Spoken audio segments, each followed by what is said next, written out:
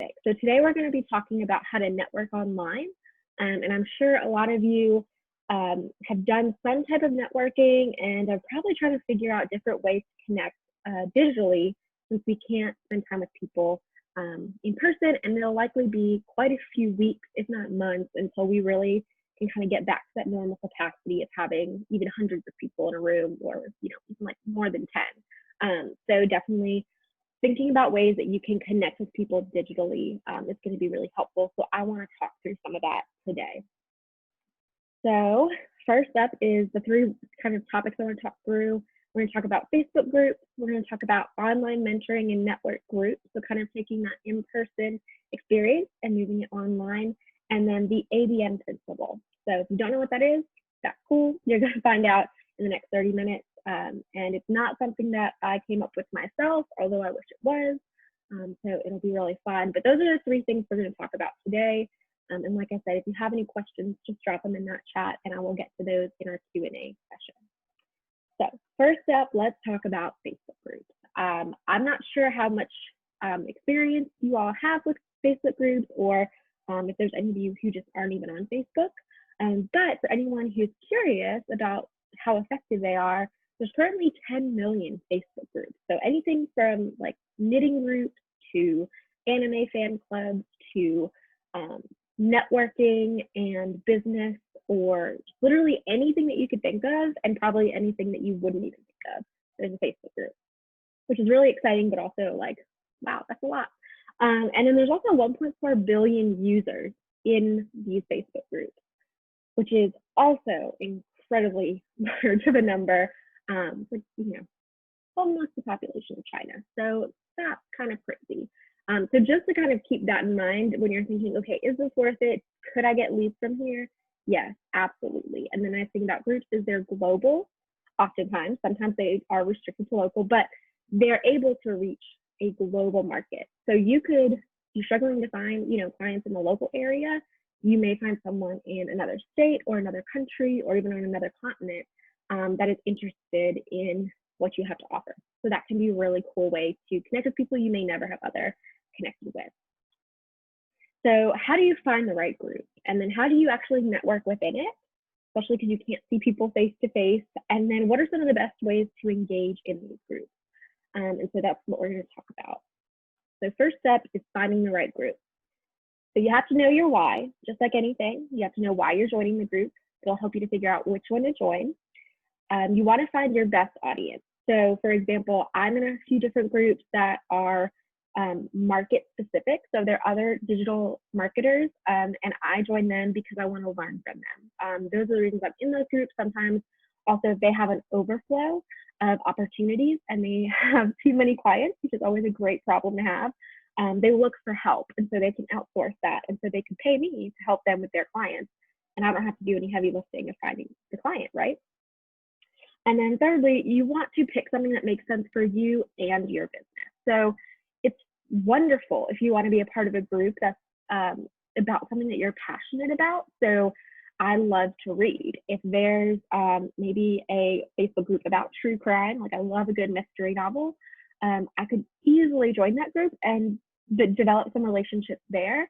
But that doesn't necessarily mean it'll be right for my business, right? So there's just a variety of kind of finding the things that work well. They don't have to be specifically business oriented or professional groups, but you want to make sure that there's an opportunity within those groups to connect with people who might need your services. Now, if those groups, if that book club group essentially has a variety of different people, it might be a good space for me. But that's just something to think through. So how exactly do you do this? Oh, here we go. Here's some of the groups I'm a part of. I didn't click through like I thought I did. So how do you search for these groups is what we're looking for. So you go to the Facebook search bar right at the top, and you just type in whatever you're looking for. But then the trick is to go all the way to the right and click on that group. And so that'll filter it so it just shows groups. It won't show any pages or any kind of posts or anything like that that include those keywords. So that's really helpful. Otherwise, you're just searching forever. And then you'll want to go into each of the groups that you think look like they might fit what you're looking for, and just look around. A lot of times you'll be able to see their about content. You'll be able to see how many people are in the group. You'll be able to see how many times a day people post or how many posts there are.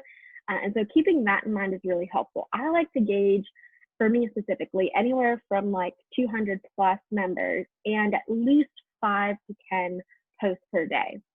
And that might seem like a lot, but especially for some of these major groups, like a couple of the groups I'm a part of, there's thousands of people in them, right? And so if there's only like 2 posts per day, then that tells me that people aren't active. They're not engaged in that group.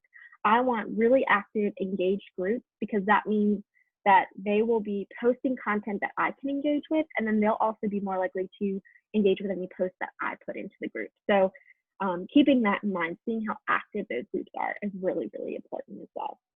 So that's kind of your basic search, kind of how to, and you'll have to decide, what are you looking for? So are there groups that I want to learn something from? Am I joining this to get an education about a topic? Or is it purely for networking and job opportunities? And making sure you're looking and seeing which group offers each of those things is really important as well. All right, so the next part is how do you utilize these groups? The first one is to just show up and participate. So it seems really simple, but it takes, that's not how you spell discipline. It takes some discipline to get in and go and participate every day. And I do mean every day. Just 20 to 30 minutes a day could be the difference between landing a client or not landing a client. And so I normally will do this honestly when I'm drinking my coffee in the morning, or maybe if I'm taking a lunch break. I'm like, okay, I'm just gonna go in here, I'm gonna see what people are posting, I'm gonna see what opportunities there are, respond to anyone who responded to my post, anything like that. So pretty basic and simple.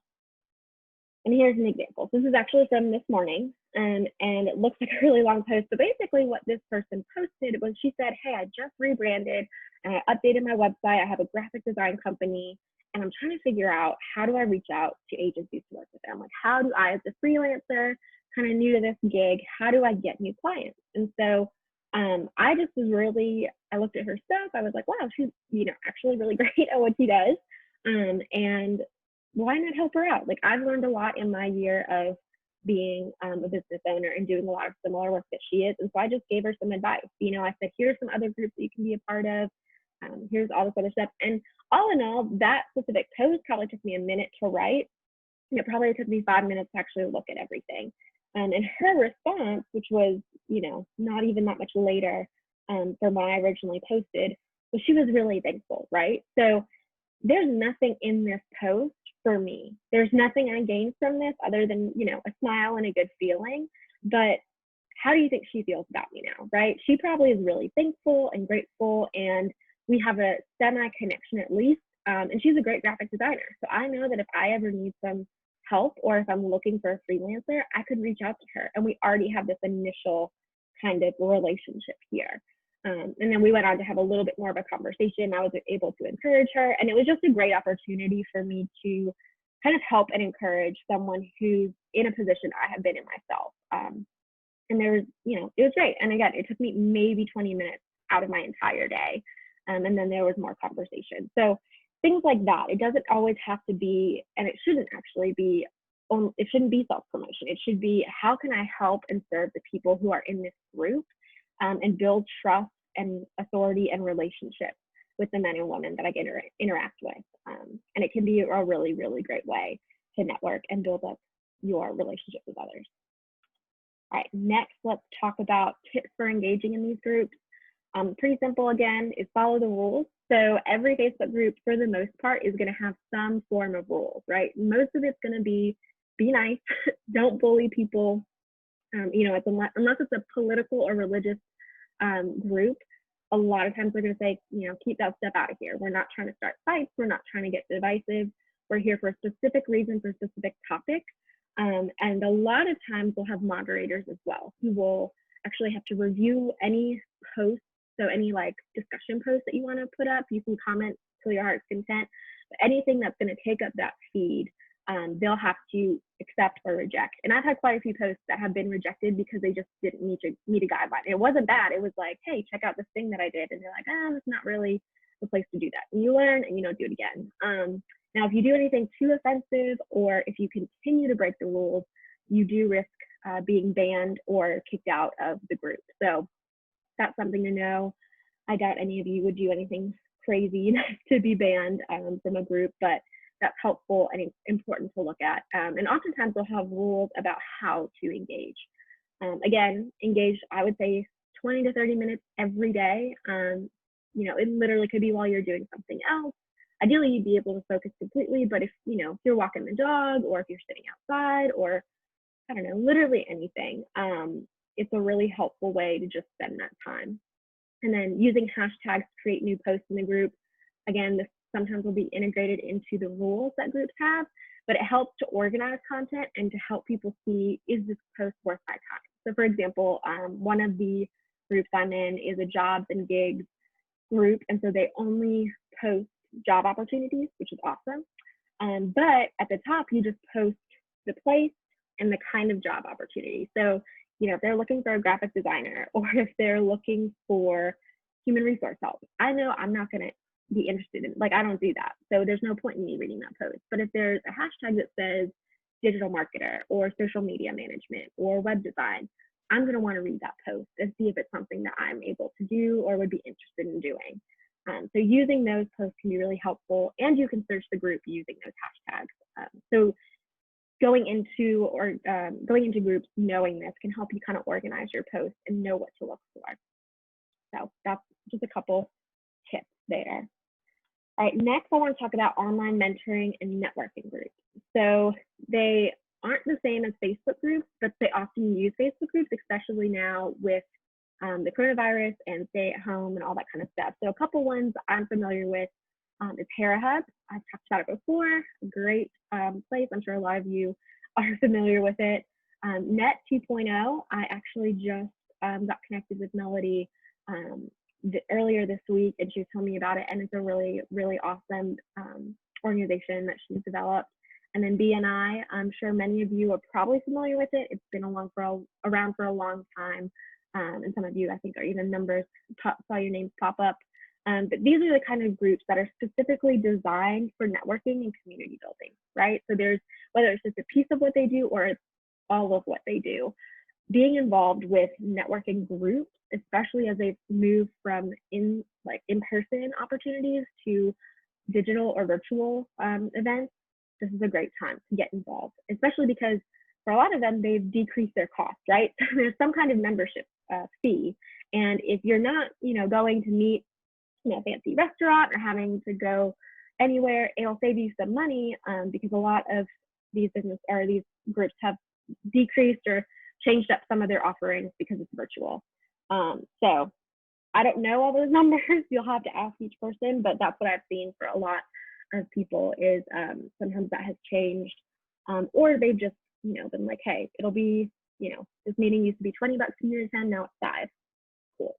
So this is a great time to really look into those and invest in some of those opportunities. So I want to tell you a little bit about how I've used these groups and how simple it is. Again, honestly, it's the same as Facebook in this sense, is you got to show up and you've got to participate. If you want to get things out of these groups, you have to first give, right? So you give what you get, or you get what you give. So I want to tell two stories. So the first story is about how I showed up to a member lunch for Hannah Hub DC, and I got a client. So these member lunches are not designed for business growth or anything like that. They're really designed to help members just connect and kind of step away from their work. All of us who are part of Hannah Hub to some degree are freelancers or business owners or solopreneurs or what have you. And so we don't always get opportunities to connect with other people. And so these lunches are designed to help you really get that human connection and just get a chance to kind of step away and look at something other than a computer screen. So in one of these lunches a while back, I was chatting with another member who was telling me about the challenge she had. She was like, I've got these big projects coming up. I've got a couple deadlines, and she just didn't have the time to get it all done. She really needed some help. And so she asked me, because she knew that, I have experience with things like Canva and some different web design products, and said, hey, can you help me? I'll pay you this amount. Can you help me get this done? And can you get it done by this time? And I said, sure. So that was a couple hundred extra bucks in my pocket that I didn't expect that month, which was really, really helpful and just honestly really fun. And it was a connection I wouldn't have made if I hadn't shown up, if I hadn't gone to that lunch, even if I had been in the building and just chosen to work through lunch, which I have done before, instead of going and participating. It was an opportunity I could have missed. And so that was one great way that I've utilized that network. The other thing is that for the last year approximately, I haven't had to market my business at all. It's only been within the last couple months that I've really decided to focus on marketing my own business, partly because that's what I do for other businesses, right? And so if I want to talk the talk, I've got to walk the walk and all of that fun stuff. And so knowing that if I really want to grow my business the way I want to and envision and plan to, I have to get into marketing it and marketing it well. But the reality was that I was able to sustain my business for about a year with just the connections I made in these different networking groups, and mostly through Hannah Hub. I think I've had maybe 2 or 3 clients that have randomly found me online or through Facebook and have hired me. Everyone else has come from the connections I have at Hannah Hub, which is really exciting. So you never know what kind of return you'll get when you show up to these groups and really participate. So that's just a couple fun stories for anyone who maybe was doubting the power of networking, but it's really, really awesome. And it doesn't cost as much money, you know, I pay the membership fee and then I get all these benefits, you know, it pays for itself in the end. All right, next, I want to have some time for Q&A. The ABN Principle, always be networking. This is something that my mother has taught me, and she is the queen of networking. If anyone knows Julie Westfall, I'm sure that you are just nodding along and saying, yep, absolutely. This woman, it feels like she knows every single person in the city by some degree. So, you know, if she doesn't know somebody, she knows somebody who knows somebody who knows somebody. And it's funny, I've actually had a couple of calls with different people. I had a call with a woman the other day, and she and I were chatting, and I was telling her about my business, and I mentioned Hannah Hub and that Julia was my mom, and she's like, oh my gosh, Julia, I love her, she's great. And I was like, she is. So anyway, that's just kind of me giving a little shout out to her. But I've learned everything from my mom about networking because she does it so naturally. She is first to show up and say, hey, you've got a problem that you're telling me about? Well, I know this person or this person or this person who could help you. And she does it from such a place of generosity and genuineness that you know that she's not in it for herself. In fact, I would say 90% of the time, she gets nothing out of the connections that she makes except for the joy of helping people.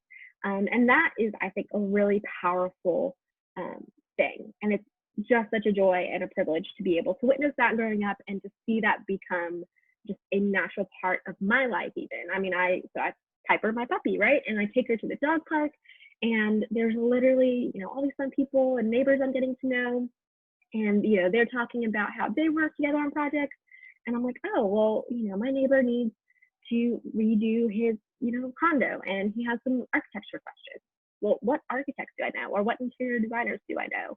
And typically I reach out to my mom and I'm like, hey, who do you know?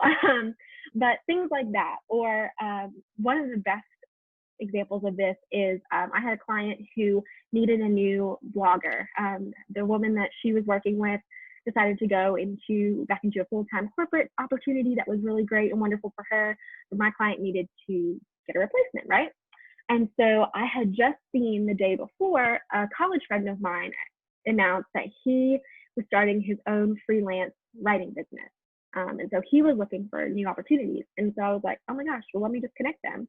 So I connected them, they got to work together, and I got to work with him as well. So I saw his writing, right? I got to see the product that he was putting forth. Like I'd read some of his other work, but I was so impressed with the work that he did that I actually hired him as my own editor. And so I have him edit all of my blogs. Right now I'm even getting him to edit some of my client deliverables because I know myself and I know that as you saw, and I don't always catch all my typos. It just is something that kind of goes over my head no matter how hard I try. And so being able to connect him to my client not only helped fill the need that she had and helped her to serve her client, that he was also able to get a work and opportunities. And I've recommended him out to about 1 million other people. So if you need a copy editor, let me know. Carter's awesome. And it has just been such a cool thing to see how these connections help others, right? And so none of that came to any benefit to me. You know, even when I was offering to connect him to my clients, the only benefit it gave me was it took some stress off of her plate, which didn't, you know, it didn't impact me in any way for my business. It didn't affect the work that I had to do, but I knew that it was going to help her. And that ultimately is what I wanted to do, was to help him, help her, and grow their businesses. And so it's just been really fun. And they are both super happy. And so it was just a really cool way to see how the little things really add up. So, you know, this quote from Keith Ferrazzi is how I'm going to say his last name.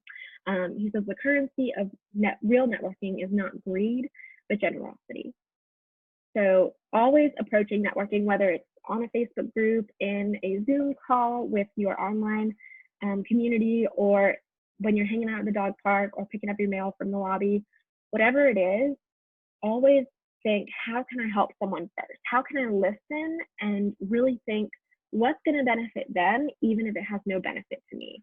And so that has been the most helpful way to grow my business, is when I see opportunities to help others. And then they trust me, right? So when you can help people grow their business in a very selfless way, they're going to trust you, and they're more likely to do the same.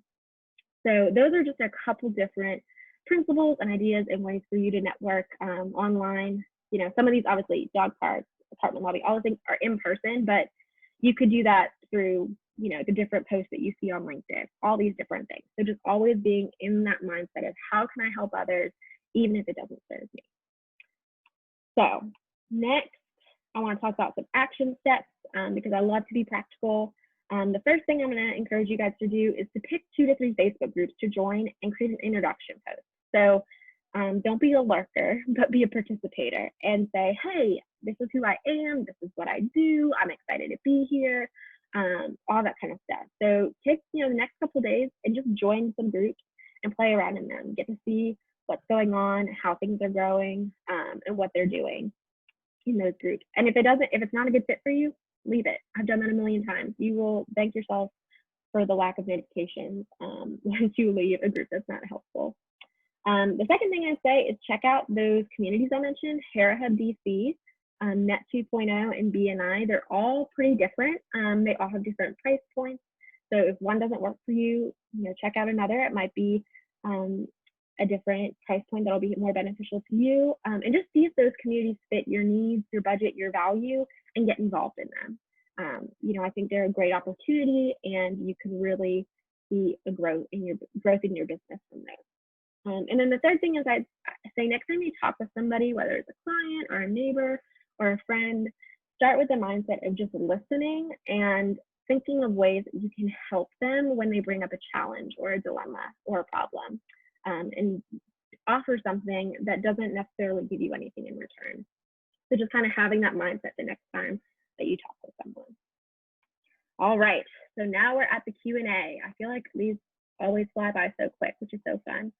So anyone who has any questions, or if you have networking ideas that you've done in the past that have been really effective that you want to share, now's the time to share that. That would be great. We'll see. I think there's a couple comments in the chat.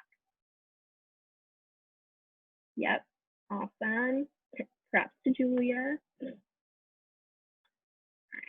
And if we don't have any questions, that's totally fine as well. It's always fun to see what you guys are listening to. Awesome. Okay. Well, if you do have any questions, feel free to reach out to me. Oh, I think we got one. Hold on. Oh, thanks so much for dropping by. All right. Oh, awesome. Okay, Elizabeth's got an idea. She says that she's networked through her college alumni organization. That is an awesome idea. That's definitely a benefit. I was in a sorority, and so there's a lot of opportunity there as well. So any organization or any kind of alumni association with your college is a great opportunity. And then, all right, Denise has a couple questions. Is there a limit to the amount of members in a group? That's a great question. So is there a certain amount of members that you want that's not too many or not too much? I would say it depends, which is, I know, one of the least helpful answers. So for me, I really like big groups, partly because it provides a lot of opportunities, but with a bigger group, it also means that you need to participate more, right? So if there's job opportunities listed, when there's a lot of people in a group, there's just a lot more opportunities. But if it's something where you're really trying to build intimate relationships, it can be tough when it's a really massive group. So the best way to utilize a group, especially if it's a large one, is to get involved daily and make sure you take the time to really jump in and be a part of conversations, be a part of everything that they're doing. So that would be really great. That's a great question, Denise. All right. Ooh, Robin has some great ideas. Share some groups. Got it in her field for your clients. Okay, so you have found some groups that are in their field but have trouble with clients. Interesting. So you found that some people who talk about personal finance online tend to be the least likely to hire someone to help them. That's a really interesting observation. I would say too, it definitely can be tough to get involved in groups where your clients are. And so I would say getting involved with those professional groups, the people who are in your field, and positioning yourself as someone that they can refer other clients to. So whether that's clients that just don't meet their business values or don't meet their budget, I guess, is another way to put it, giving them the opportunity to offer you as a referral is a really great opportunity to take care of that. If you're finding trouble finding clients directly from those groups, that to me is a really helpful thing that I've found. And then how to narrow down your groups to look for them. I would say focus on a specific topic. So for example, a couple options that I offer for clients, right, is social media marketing. And then I also have branched out into SEO. And so I have found groups that focus specifically on those things instead of the broader digital marketing. And so by focusing in on those, it's been easier for me to say, okay, if I really want to focus on building my SEO client base, then I'm going to really participate in that group. So I would say narrowing down to like even just the services that you offer and finding groups that coincide with that. Okay, a couple other great things here. So yes, awesome, great advice. Don't be shy to reach out for an invitation to a group that requires you to get an invite. Absolutely. And being a part of other writers groups that they've invited you to. Yeah, so if there are groups that you want to be a part of, but it requires an invitation, don't be afraid to ask people, hey, I want to be a part of this group. Would you invite me to it? That's a great point. Awesome. Great. Well, I'm so glad to hear you guys are enjoying this. Those are some great ideas. Awesome. All right, well, it is 5 o'clock, so I am going to wrap us up. Just a couple reminders for what to expect next. You'll get a follow-up email with the recording and the PowerPoint from this presentation, along with a feedback form and a list or a place for you to list any topics that you want me to talk about in the future. And so I really would love to hear from you, hear what you think of these, how I can improve these sessions, what kind of topics you want me to talk about. But next week, we're going to talk about 3 steps to creating a social media calendar. So I'm sure a lot of you are excited about that. People have been asking me, and I've even created a template that all of you are going to get for free just for attending. So